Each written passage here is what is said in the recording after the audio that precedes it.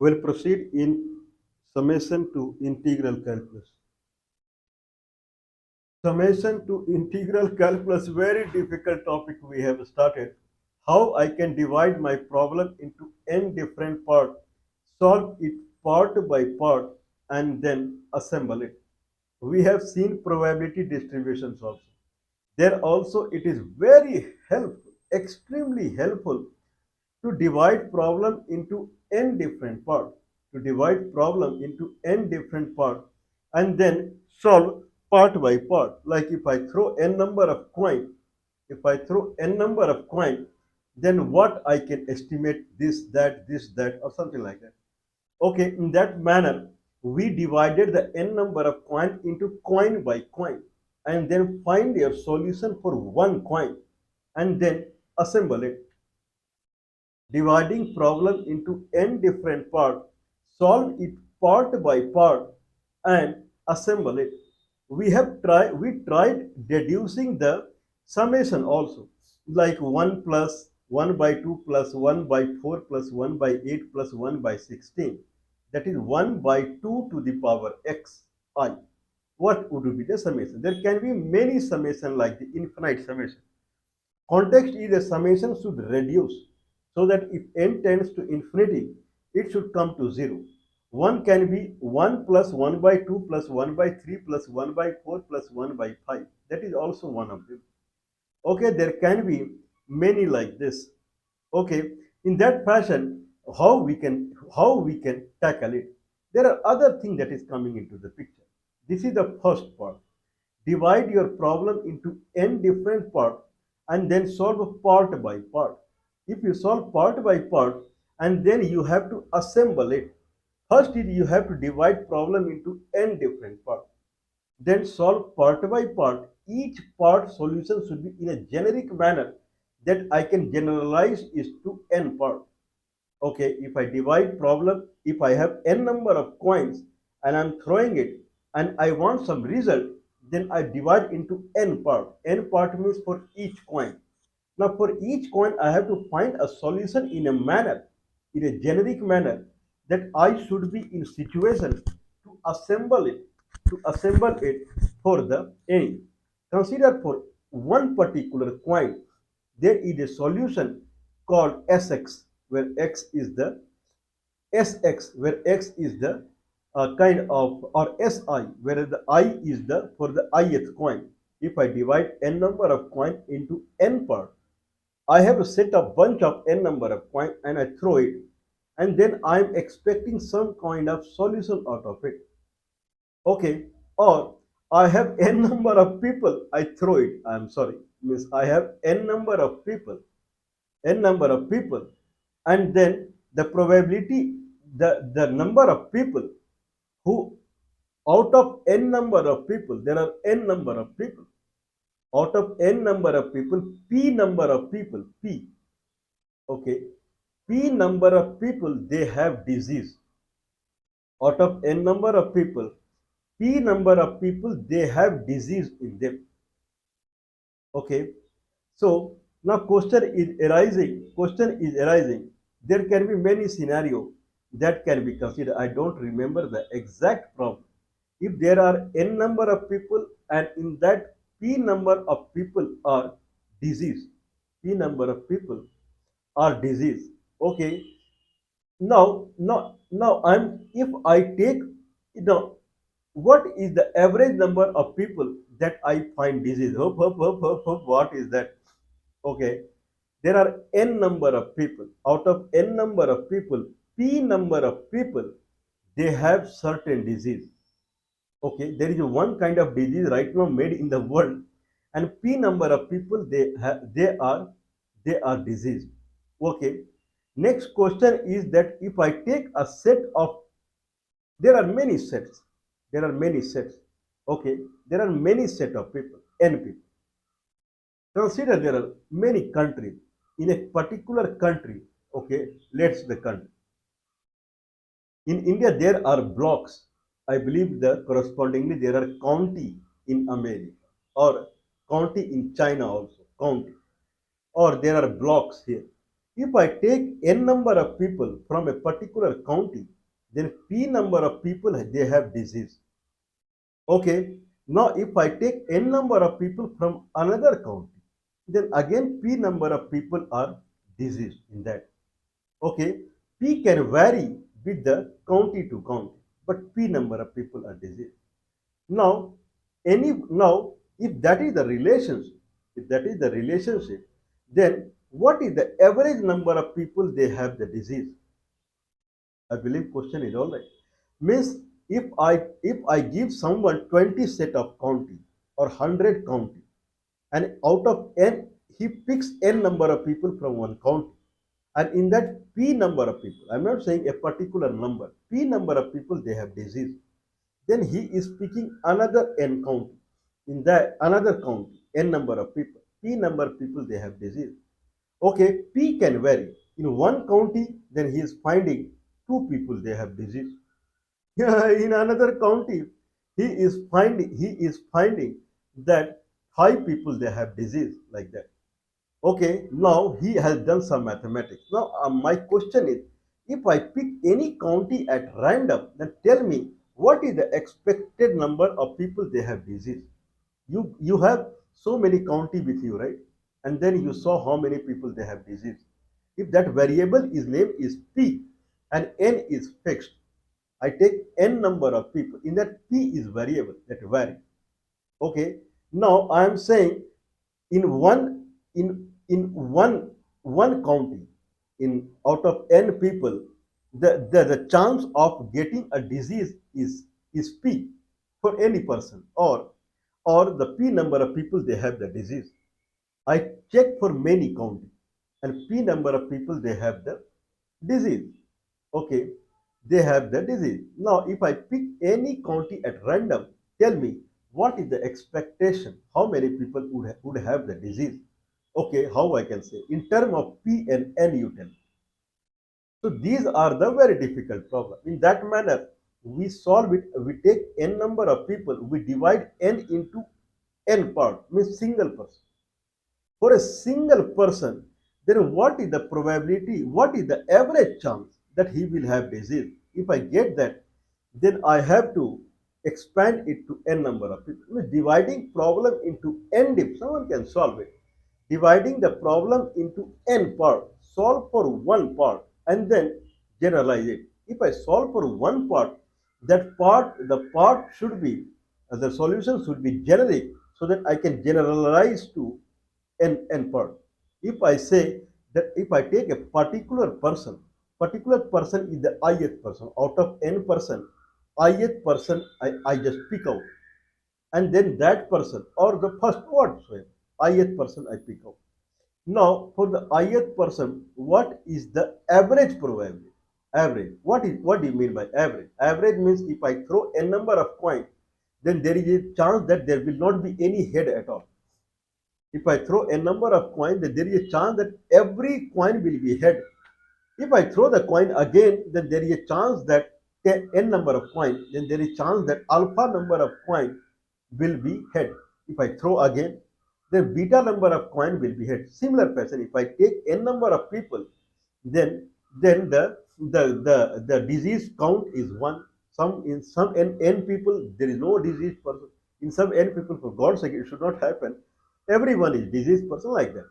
Now tell me, if I throw a number of coin in an arbitrary manner, what is the number of head I expect? Okay, it depends. It can be zero. It can be zero to n. No. You tell me average. On an average basis, how I can make a challenge with a person.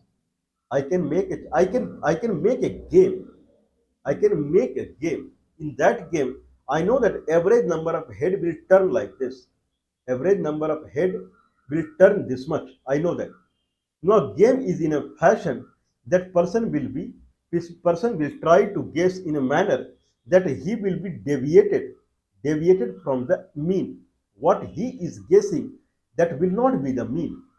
That is the mean, what is expected value. Now I would say that person that you make a guess how many head will come. Okay, sometimes he makes a guess something, sometimes he make guess something, sometimes he make guess something. Oh no, no, no, person is very, very smart. Person is very smart. He knows that head and tail probability is same. So he will, every time there is n number of coin, he will say number of head will be n by 2. Okay, then take that your coin is not a fair coin. Your coin is not a fair coin. Getting probability of getting head is not 1 by 2. Consider it is P. P may not be 1 by 2.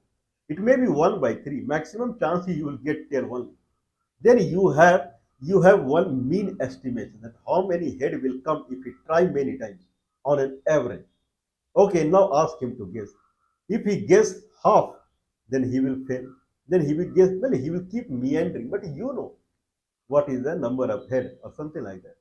Okay, or you can try with that person and you will make a guess that will be near to the mean, but he will meander here and there, and you will win the game after some trial. What is the average number of head you expect? It depends upon what is the head probability whatsoever.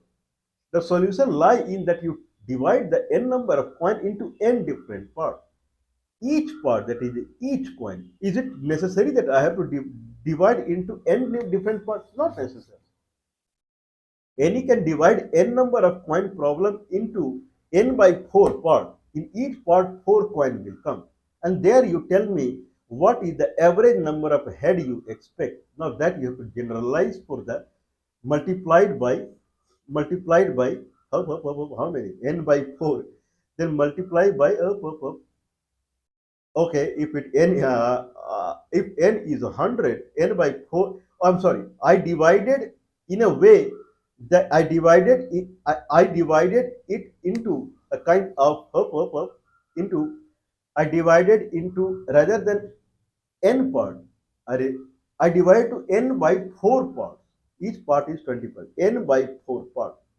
Okay, n by 4 part means each part has 25 if it is 100. Then I have to add it for 4 times. I have divided into n part. Then 1 will come. Depends what size I take. If I divide into n, if I divide it into n by n part, then full will remain like that one. If I divide it into n by whatsoever. If I divide, not necessarily that each coin is the one part. Four coin set is one part. Now you think what is it? What is the percentage I divide into? Each part with where 4 coins come get the average number of head. Now you sum it for the all the parts. Or take one coin, that is the maximum partition of n number of coins. Take one coin and then see what is the average number of head you expect there, and then generalize it for all the coins. This is something called dividing problem into n different parts and then solve it. Okay, now we have started take. Now I believe it is understandable what is the average disease we can expect, how many people they have on an average. I can expect, means if I know the average, then I go in a particular arena where there are so many counties are there, and then in those many counties I can expect. Now I have to take a medicine box. I have to take one medicine box. Do I need to carry the medicine every day? I am visiting. Every day I am visiting a particular. Every day I visit 10 counties. Every day I visit 10 counties. Now I have to carry the number of injection, medicine, and nurses and doctors along with me. So many things. Then vehicle, so many things. So that I can do immunization or something like that. People who have the disease. Now, if I have to visit every day 20 county, that 20 into n, that many doctors and nurses and ambulance and medicine, and that I will carry. This is what mathematics says. I won't carry. Now I will go with some kind of average. Average, I'll calculate with some mathematics, then I have average now. Now average into 20, because for 20 county today I have to tackle. Average into 20, that many patients I am expecting, not the n into 20. And then I can go with the injection and everything, and it will be suffice. Very less minus and plus will happen, that I can settle down next day. Okay, or plus minus some buffer I'll keep, but certainly not n into 20. If I have to visit 20 county and in each county n number of people are there, then I'm not going to carry n into 20.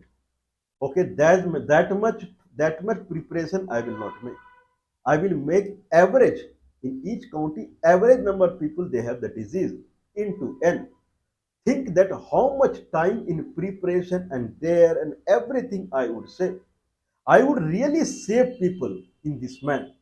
Means if other people who think that there are n number of people and anyone can be diseased, sometime now he is reading in the book.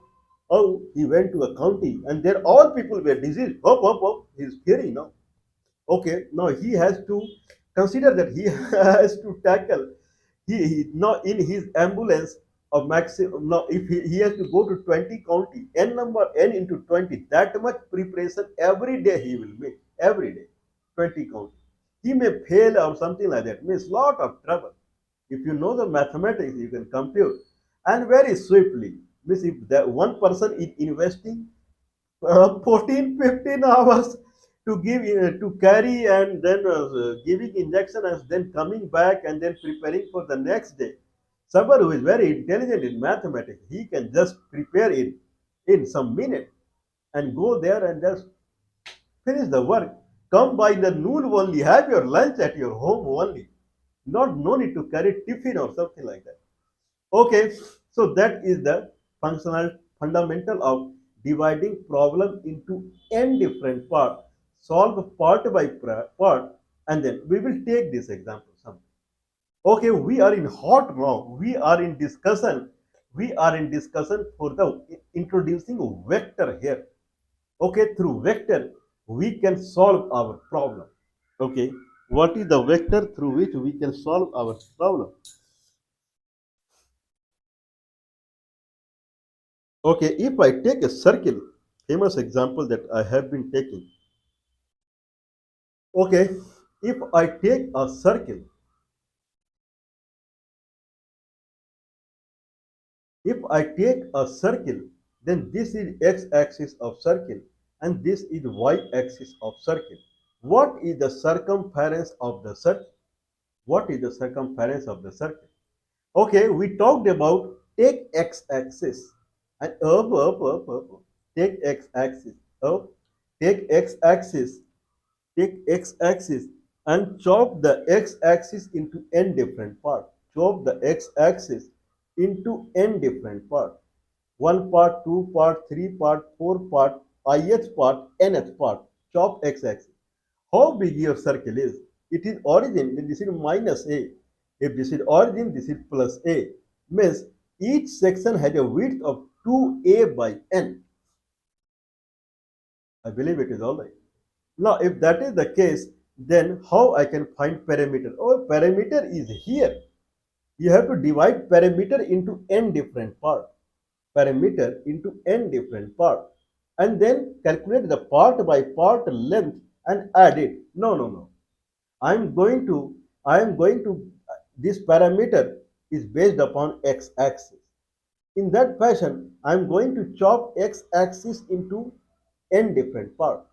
Okay, each part on the x-axis it will go up and it will meet the circumference. Each part on x-axis it will go up and it will meet the circumference. This circumference length will not be the same because if I take here x part, it will go and meet circumference here. It will it will go and meet circumference here. This will be a small region. If I take here same equal part, it will go top and it will make a big section. So on circumference, n number of section, if I take from here to here, all will have different length, whereas on x-axis, all have same length. Okay. Now, the question is arising that how I can compute the, now then we introduce a concept of vector, very powerful, immensely powerful, something called a vector. What is vector? Vector means if consider there is any point here called x comma y and this is origin, then this is a vector that is passing through x comma y and origin. What is vector? Xi plus yj. If this point is xi plus yj, Then there is a vector that is passing like this, and that is xi plus yj. That is the vector. What is magnitude of the vector? Means from here to here, what is the length? X square plus y square square root, where this point is x comma y. True. Has anyone thought what is xi plus yj? What is xi plus yj? Xi plus yj plus, there is a plus xi plus yj. First of all, this vector has both the term x and y, both. Vector is different from other thing. If I take y, then it is only y. If I take x, then it is only x. If I take dy by dx, then per unit change along x-axis brings how many unit change along y-axis? Y means vertical, x means horizontal. Only horizontal and vertical story is going on. There is no story for the curve length. If I say what is the length of a line that is vertical, then I can find in y and x only. What is the length of a line that is along x-axis? I can find in y and x. What is the length of line like this in a curve ladder? Means everywhere x comma y is different. Means x and y, if I have to handle together, there's something like that. You see something in one go. Has anyone seen sun moving? Has anyone seen that earth is moving around sun? This is the question. Has anyone seen earth moving around sun? Has anyone seen that moon is moving around earth? Yes, everyone has seen. Moon is moving around earth, everyone has seen. How it has seen? Because if I see a moon in the 6 o'clock clock in evening, and moon is on east side, that will be, I believe, the full moon day, full moon night. And when I get up in the morning 5 o'clock, I see moon in the west. Evening I saw moon in the east, and then morning I see, next day morning I see the moon in the west. Oh, this proves that moon is moving around the earth. Okay, same way sun also does. Morning time it will be in east, and evening time it will be in west. Means sun is also moving around the earth. Why we cannot see sun or moon moving around earth? That we cannot see. Both we cannot see. We estimate the next day when in evening I see moon is vanished, or moon has shifted location toward more east. If I saw moon in the east in evening, the next day in evening moon has shifted more towards east. Oh, looks like moon moves east to west. Moon moves west to east, because next day I am seeing moon shifting towards east. Means moon is moving something. This is what called people. What is problem here? Why we cannot see that moon is moving around earth? We estimate. And then why we cannot see earth is moving towards sun? We estimate. And this is the way people estimated Mars and, I'm sorry, people estimated the Venus and Mercury also. They saw Mercury, it will always be in the west side in evening. Always. Mercury and Venus, two shining stars, they will always in the west side. It will come from the horizon to some extent, and then it will go back. Then people see these two stars in the early morning.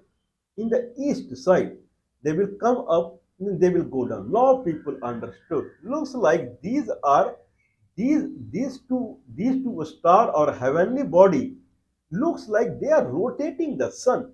Looks like, and they are near to the sun. Because if they were further away from the sun, then they would have moved like this from east to west. But they are moving like this only, and then this side again boarding like this. If that is the case, then why moon is near to the earth? It is also going like this. No answer. Okay, then people use the very various telescope. Why a person from his naked eye cannot see anything? Everything is in front of his eye, but he cannot do anything. See, because he is not able to see both things together. Three things. If a person, or two things, if a person is able to see moon and earth together, what it will see together? Earth he can see mere some distance, 1 kilometer, 2 kilometer, three. He cannot see also that earth is round. How he will see earth and moon together? If a person is able to see earth and moon together in one go, then he can say that moon is rotating around earth. How it's possible? I'm standing on earth, then how I can see earth and moon together? I can see moon. One go I can see the moon. But how I'm standing on the earth, how I can see? I can see sun. But I'm standing on the earth, how I can see sun and earth together? Okay, that is the one scenario. One scenario. No one can see sun and Mars, sun and Venus or something together, more or less. Okay. They means when sun goes down, then these heavenly bodies they come into the picture. Or before sunrise, they come into the picture. If sun comes, they cannot see anything. First thing. Second thing, they are so far that in one go person cannot see. They will look like a still one. Sun and any star, if someone trying to find the respective movement, how one is moving, if you see in our moon versus other star, then they are so distant that if they move, you cannot trace it out. What is the inference? They are then in a book someone will write. Sun is very far, moon is very far, earth is so big that we see only flat. Okay, their movement is very slow. That's why we cannot assess it. All are false. All are false. The truth is you are so small, you are so small, and that is so big that you cannot see everything in one go. If anyone is able to see everything in one go, then he can say it. What do you mean? If someone is able to see full universe in one go, then he will see all the movements certainly. Similar fashion, why we are not able to calculate the circumference? Because there, if I go through the circumference, x is moving. If this is x-axis, if I take this point, then this point x is moving. There is a movement along horizontal, and then this point to this point there is a movement along vertical. If someone is able to see both together, then he can crack it. Okay, there is a technology called telescope. I mean, there is a technology called vector. Vector see x and y together. That's why vector to any point here x comma y is xi plus yj. There is a technology people brought, telescope, where you can see two things together, three things together, four things together. That is vector. Now, if I have a vector like this, then there is xi plus yj. Has ever someone thought that what is xi plus y? What is the square root of 4? I know. The square root of 4 you are asking, right? It is 2. Someone said, no, it is not 2. It is minus 2. If you multiply minus 2 by minus 2, it will become 4. Someone saying, I know, if you multiply 2 by 2, it is also 4. Okay, square root means you have to get a number. If you multiply that by the same number, you come to the square, for which you're trying to get the square root. What is the square root of minus 4? No one knows. Not possible. Minus 2 square 4 plus 2 square 4. Then people say, I2. What is I? I is imaginary. There is nothing imaginary in this world. All are physical only. There is nothing. I know God is imaginary because we cannot see the God. You cannot see the God. There are reason behind it. Okay. Why you cannot see the God? There is a reason behind it. What do you mean? What do you mean? God is here only. Yes. God is here only. But you cannot see. Why you cannot see? There are many ideas behind it. Why you cannot see the God? Okay, there are many fundamental behind it. But God is nearby, not God is nearby, God is inside you. God is in every particle that you see in the universe. Every part. One particle in the Mars, on the Mars, God is there also. God is everywhere. Okay, but we cannot see it. We cannot feel it. We cannot assess it. In similar manner, there are many things that we cannot see it, we cannot feel it. It is beyond see. Anyway, What is the square root of minus 4? Then it is plus, it is I2. What is I? Imaginary. What is God? Imaginary. Because you cannot perceive it. What is I2? Can I write I2 as 0, 0I plus 2j? Oh, no, no, I don't know what is that. What you said? Okay. 0 plus I2. Yeah, you can write like that. Where 0 is the real part and 2 is imaginary part. 0 plus I2. Can I write like this? 0 plus I2. Okay. What is vector? Xi plus yj. Can I write vector like x plus iy? Now what you are talking about? Looks similar. Both has two parts. I2, imaginary 2 is same as 0 plus I2, where 0 is real part and 2 is imaginary part. Here, xi plus yj, it again has two components. One is x component, another is y component. Okay, what is y component, x component? They are at 90 degree. They are at 90 degree. What is 90 degree? They are unrelated.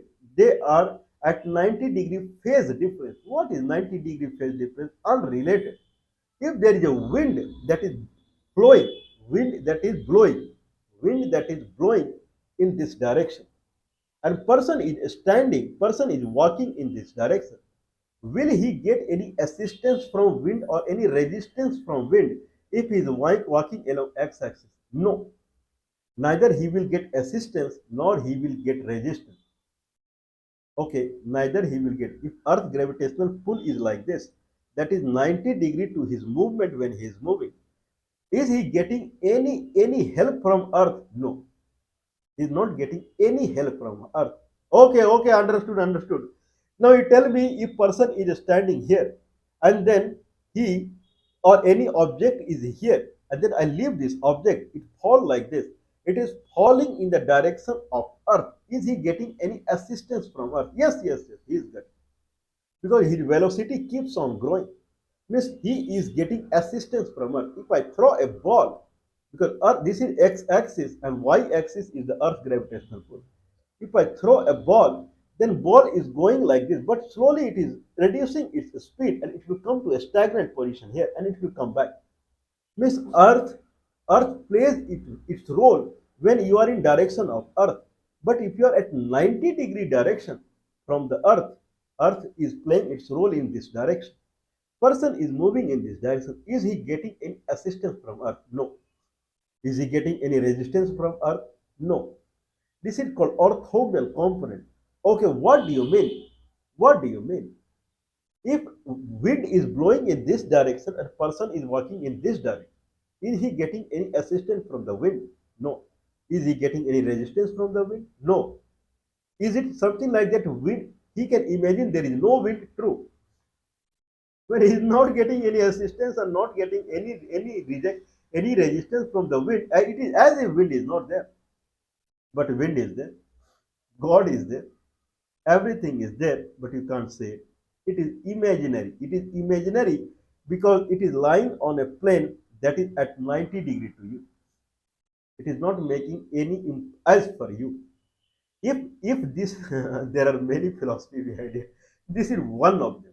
There are many philosophy behind it that why we cannot assess, feel the God when God is everywhere. Anyway, if this is x-axis and this is y-axis, now what is the square root of 4? A square root of 4 is 2 or minus 2, both on an x-axis. If 4 is I, 4i. What is the square root of 4i? If I say 4 in I direction, then it is 2. 2 or minus 2. What is the square root of minus 4? Then it is 2. 2i. I means along a direction that is imaginary for you. You imagine because at 90-degree phase difference, you cannot see it. At 90, certainly no one can see it. If I'm seeing in front, I don't know what is on there my head. Okay, at 90 degree, no one can see. People call it imaginary. Means a square root of minus 4, if 4 is in x direction, then plus minus I 2, imaginary 2. It is going in y direction. But in y direction also I can write 2. No, but you have to see from the x-axis. A person looking at x-axis and suddenly something coming in y-axis, he will say it is imaginary to me. Makes sense? If someone understands this concept very deeply, then he can design a very fine electronic circuit where, like LCR circuit, L means inductor, capacitor and resistor. We will talk about the differential equation, LCR circuit. In LCR circuit, the fundamental of current in a closed loop is R into I, resistance into I. Okay, that is the voltage across the resistor. Voltage across inductor is L di by dt, and voltage across the capacitor is integration of I dt by C equal to voltage source. If voltage source is static, then if I differentiate, it becomes R di by dt, L di d2I by dt square, I by C. If I bring I, it will come in complex number. People just remember complex number, complex number, complex number. Means there is oscillation. Why oscillation? Why there is oscillation?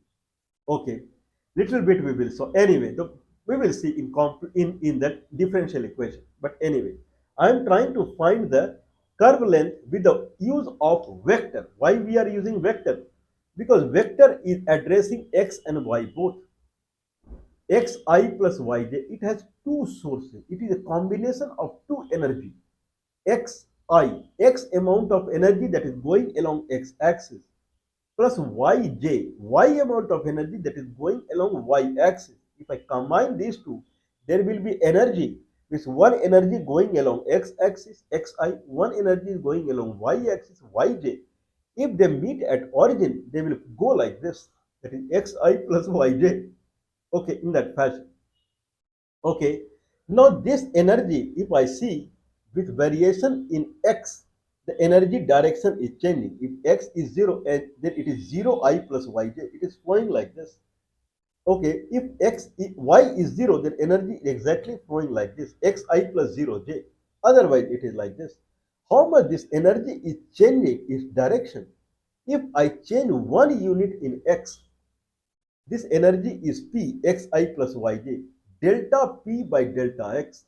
How much this energy is changing its direction and magnitude.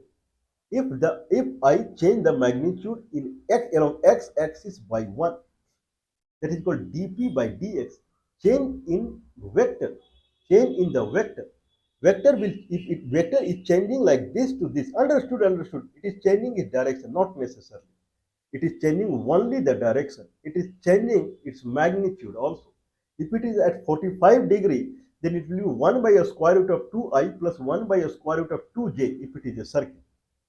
Okay, that will come as 1 by 2, 1 by 2 plus 1 by 2. That is 1. 1 means if I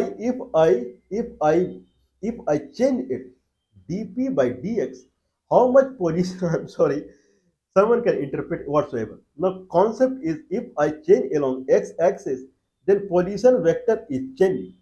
Position vector is changing. If x is here, then this position vector is here. If x is half the way, then position vector, it will go hit here. Position vector is here. Position vector is changing as we along the curve, as we change the x.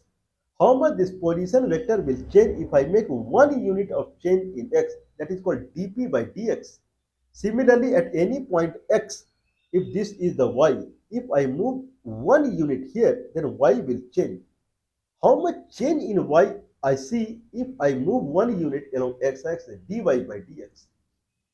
dy by dx means change in y that is seen when I move 1 unit along x-axis. dp by dx, how much this position vector is changing if I move 1 unit axis in x.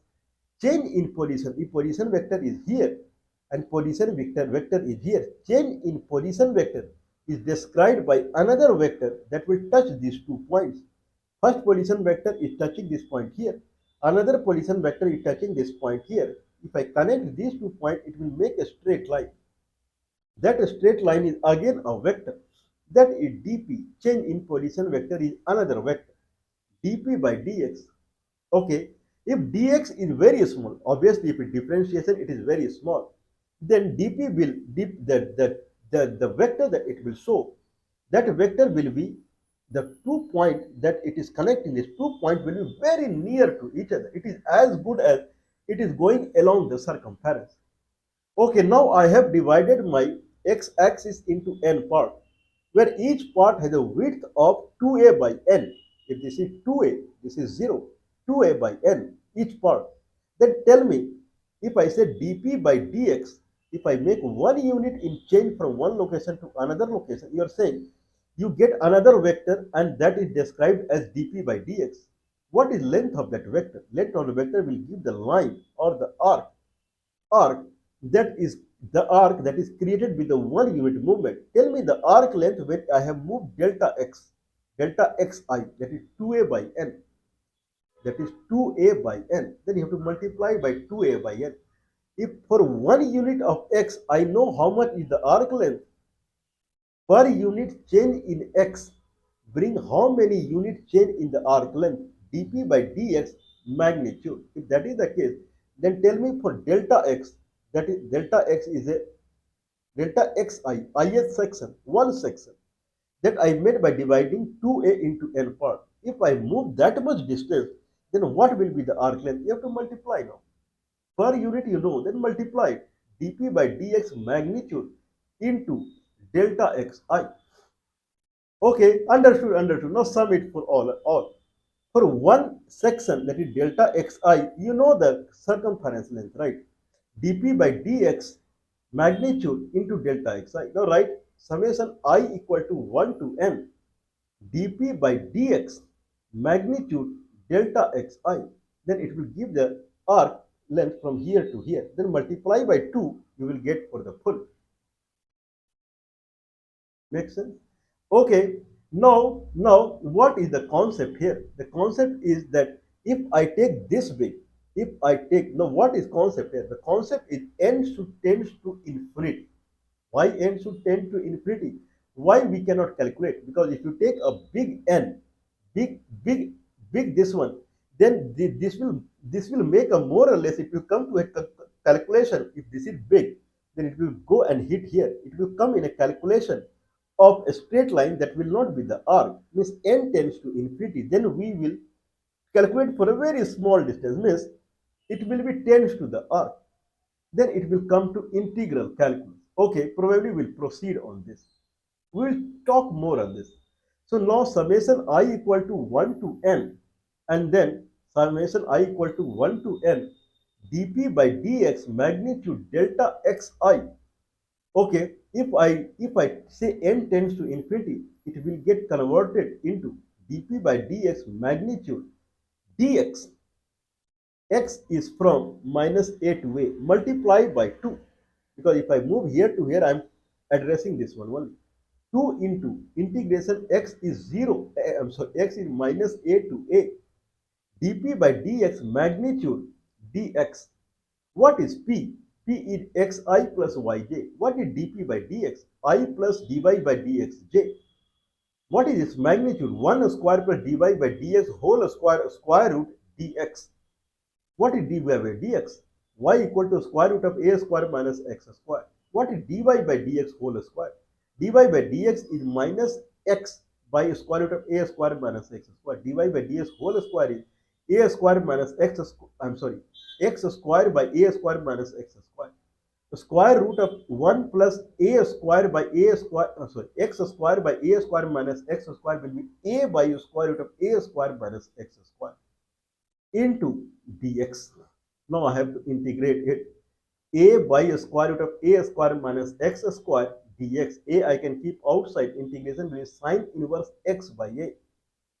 Minus a to a. Sine inverse minus 1 minus sine inverse, sine inverse 1 minus sine inverse minus 1. Pi by 2 minus pi by 2. Pi. Pi a is the length. 2 pi a is the length. We'll talk more on it, because vector is not that straightforward. The way vector looks, x comma y is now xi plus yj. It is not that straightforward. The way it looks. We will talk more on it. Okay, this discussion probably, these things probably in this much detail no one would find in the book. Please do not mind or mind supporting us. Okay, plus 91 is the India country code 9483160610 is the telephone number. Plus 91 is the India country code 9483160610 is the telephone.